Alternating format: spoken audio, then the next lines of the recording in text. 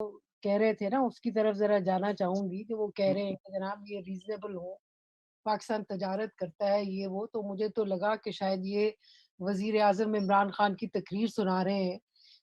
کیونکہ وزیر اعظم بھی یہی کہنا چاہ رہے تھے اپنی تقریر میں، ان کی غلطیاں ان کی تقریر کی ایک طرف رکھیں، وہ یہی کہنا چاہ رہے تھے کہ بھائی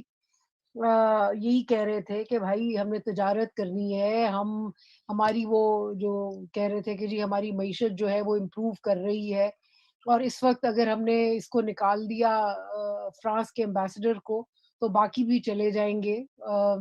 بلکہ بہت دلچسپ بات ہے، مطلب کہ ہر طرف ہر کوئی یہ چاہ رہا ہے کہ کسی طرح فرانس کا ایمبیسڈر جو ہے وہ چلا جائے، مطلب کہ ایسی مشکل میں ہم ایک جسے کہتے ہیں نا کہ ایک کارنر میں اپنے آپ کو ہم نے پھنسا لیا ہے، مطلب کہ آپ کے جو سابق ڈپلومیٹ ہیں، ایمبیسڈر ہیں،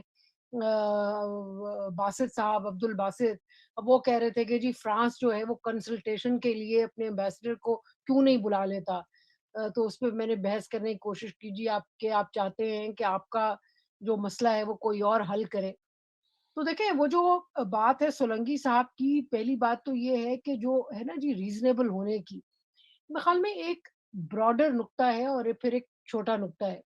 براڈر نقطہ یہ ہے کہ ہماری اسٹیٹ چونکہ کبھی اکاؤنٹیبل نہیں رہی،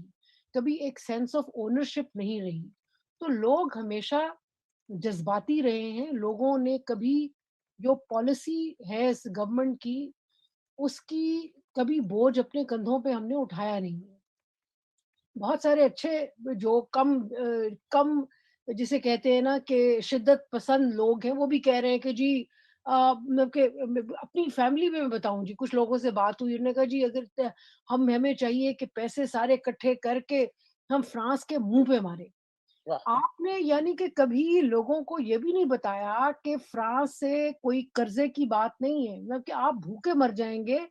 بالکل سڑک پہ آ جائیں گے اگر آپ نے دنیا کے ساتھ یہ کرنا شروع کیا۔ آپ کو چاہیے کہ بیٹھیں بلکہ بات کریں، لوگوں کو سمجھائیں، اور یہ جو میں مرتضیٰ کی اس بات سے ایگری نہیں کرتی کہ لوگوں کو بہت آرام سے یہ سمجھ آ جائے گی، میرے خیال میں لوگوں کے ساتھ ہم نے کبھی ریشنل تھنکنگ تو کی نہیں اس ملک میں، تو لوگوں کو کہاں سے سمجھ آئے گی؟ آ، اور سچویشن یہ ہے کہ جیسے رضا آپ نے بھی کہا کہ اس وقت یہ معاملہ جو ہے نا وہ ایسا ہے کہ چوہے بلی کا کھیل ہے۔ مطلب یہ کہ عمران خان جو ہے وہ مطلب کہ آپ کی ساری پولیٹیکل پارٹیز جو ہیں اپوزیشن پارٹی سمیت وہ سب اس معاملے سے اس موقع سے فائدہ بھی اٹھانا چاہ رہی ہیں، لیکن پھنسی بھی ہوئی ہیں۔ مثلاً وہ کہہ رہے ہیں کہ جی یہ عمران خان یہ پرائیویٹ ممبرز بل جو لے کے آئے ہیں خود بیٹھیں بات کریں، لیکن مسئلہ یہ ہے کہ اگر عمران خان واقعی آ کے پارلیمنٹ میں بیٹھ گئے اور یہ گفتگو ہوئی،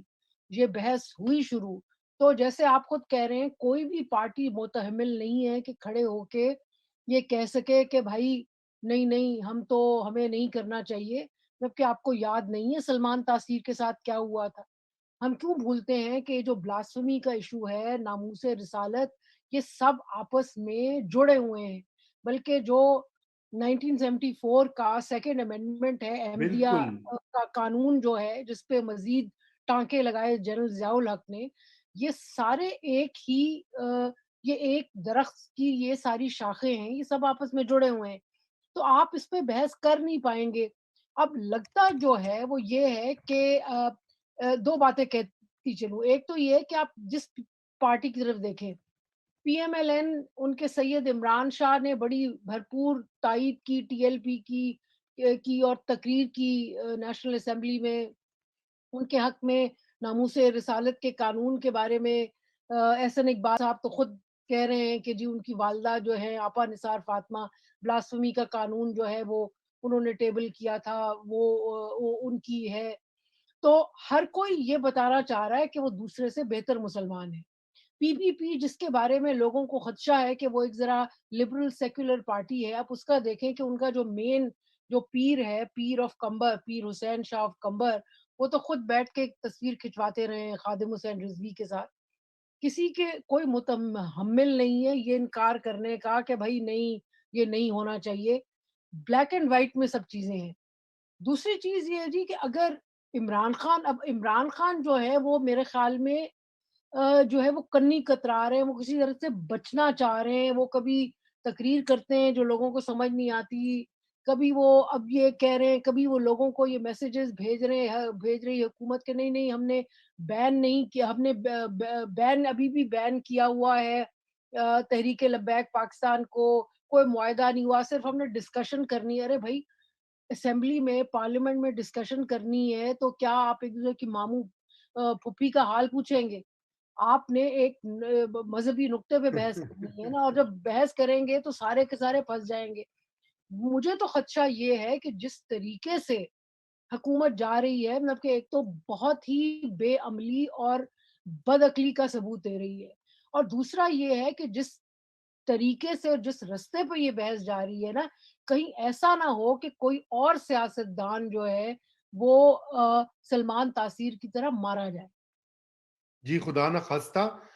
خدشہ تو بالکل ہے، کیونکہ جس طرح اس کے ٹیمپریچر بڑا ہے اور مذہب کو جس طرح سے استعمال کیا جا رہا ہے، اور آج کی جو ہے جو کاروائی ہے پارلیمان کی، اور یہ جو پورا فیصلہ ہے جس میں کہ یہ بال ان کی کورٹ میں پھینک دی گئی ہے، یہ اسی چیز کی عکاسی کرتا ہے کہ بنیادی طور پہ اس کو سیاسی طور پہ ہینڈل نہیں کر سکی یہ گورنمنٹ، بلکہ اس کو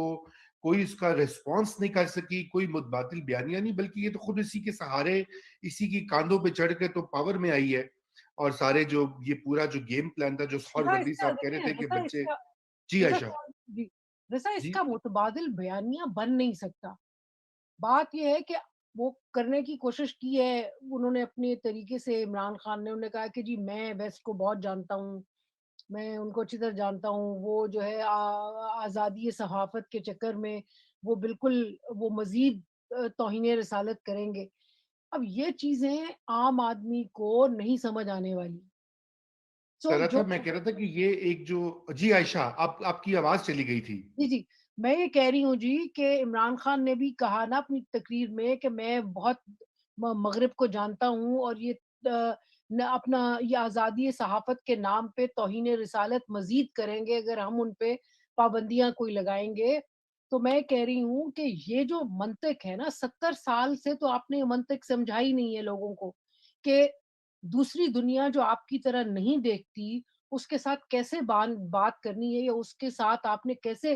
کرنا ہے۔ بھی آپ اپنی سوسائٹیز میں بالکل جو ہے ناموس رسالت کو قائم کریں، ہم عزت کرتے ہیں، وہ سب کچھ ہے، لیکن دنیا کے ساتھ آپ جو ایک مختلف ہے اس کی طرح آپ اس سے آپ کیسے ڈیل کریں گے؟ تو یہ تو آپ نے 70 سالوں سے نہیں کیا، تو اب آپ کیسے کریں گے؟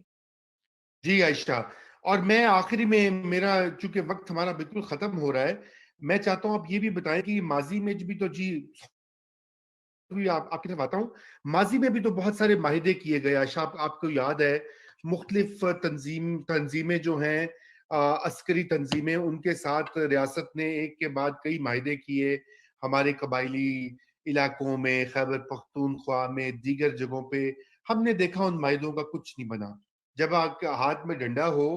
اور مذہبی بیانیہ آپ کے ساتھ ہو، تو پھر یہ جو معاہدے ہیں یہ بھی بس ایک ڈنگ ٹپاؤ وقتی پالیسی ہوتی ہے۔ آپ کیسے دیکھ رہے ہیں؟ کیا ٹی ایل پی کا پاکستانی ریاست کے ساتھ جو ہے کوئی انڈرسٹینڈنگ برقرار رہے گی، یا الٹیمیٹلی ٹی ایل پی جو ہے وہ سیاسی میدان اور پاور کیپچر کرنے کی طرف ہی بڑھے گی؟ دیکھیں جی، پہلی بات تو یہ ہے کہ اسٹریٹ پاور جو ہے وہ آج کے دن میں اور یہ کب سے ہے، مذہبی جماعتوں کی بہت ہے۔ بھٹو صاحب بھی اس کے سامنے ہار گئے، ان نے گھٹنے ان کو ٹیکنے پڑے، پی این اے کی موومنٹ وہ بھی نظام مصطفیٰ چاہتی تھی، تو یہ ہمیشہ جو ہے آپ 2017 میں دیکھیں نواز شریف کی حکومت جو ہے اس کو آپ نے مار بھگایا ٹی ایل پی کو استعمال کر کے۔ سو ان کی اسٹریٹ پاور بہت ہے، یہ جو ہم اپنا دل خوش کرتے رہتے ہیں نا کہ جی یہ جو ہے نا اسمبلیوں میں نہیں پہنچتے، ان کو اسمبلیوں میں نہ پہنچنے سے فرق ہی نہیں پڑتا، انہوں نے کیپچر کیا ہوا ہے ریاست کو بھی اور سماج کو بھی۔ دوسری بات یہ ہے جی دیکھیں کہ آپ ان کے ساتھ کریں گے، جب بھی آپ ان کے ساتھ کرتے ہیں معاہدہ کوئی، اس سے چاہے وہ قائم بھی رہے मसला ये होता है, देखें जो टीटीपी के साथ आपने किया वो हमेशा से, क्योंकि वो तो एक्टिव कॉन्फ्लिक्ट था, उसमें मार-धाड़ थी, तो वो मुख्तलिफ वजह से वो ब्रेक हो जाता था। टीएलपी जो है वो कोई आपके साथ जिहाद नहीं कर रही, वो पुलिस के साथ लड़ाई है, लेकिन कोई सोसाइटी में मार-धाड़ नहीं कर रही। लेकिन एक बात ये गौर करें कि अगर आप फ़र्ज़ करें, आप फ्रांस के, मैं कहती हूँ जी, फ्रांस के एम्बेसडर को आप कहें टाटा बाय-बाय, अपने घर जाएँ। फ्रांस से कहें जी कोई भी चीज़, अपनी सबमरीन भी ले जाएँ, आप अपने जहाज़ भी ले जाएँ, हम आपसे कुछ नहीं करेंगे। उसके बावजूद एक जो बात ये है कि जब भी आप इनके साथ मुआहिदा करेंगे, आप इनकी ताकत को बढ़ा रहे हैं, दुगना-चौगना आप बढ़ा रहे हैं। सही। फिर उसके बाद बात ये है कि इनका हाथ आपकी गर्दन पे होगा, बजाय ये कि आपका हाथ इनकी गर्दन पे। ब्लास्फेमी का इशू ये है कि हमने देखा कि कोई पिछले 3-4 साल से खुद रियासत और रियासती इदारों ने ब्लास्फेमी के इशू को ऐसा उछाला, और उसके ज़रिए लोगों का उठाना-बिठाना ये सारा होता रहा। अब ये चीज़ से ताकत पकड़ पकड़ गई है, और अगर हमने इंटरनेशनल कम्युनिटी में रहना है, हमने कहीं पहुँचना है, या हमें ज़ोम है कि जी हम एक एटमी ताकत हैं और हम दुनिया के मुकाबले में खड़े होंगे, तो बात ये है कि आपको तो लोग एक रोग स्टेट की तरह मज़ीद देखेंगे। अ, और उसकी एक बड़ी वजह जो है वो ताकत है जो इन ग्रुप्स को, टीएलपी जैसे ग्रुप्स को आपने अब दी है, और आप इनको मज़ीद दे रहे हैं।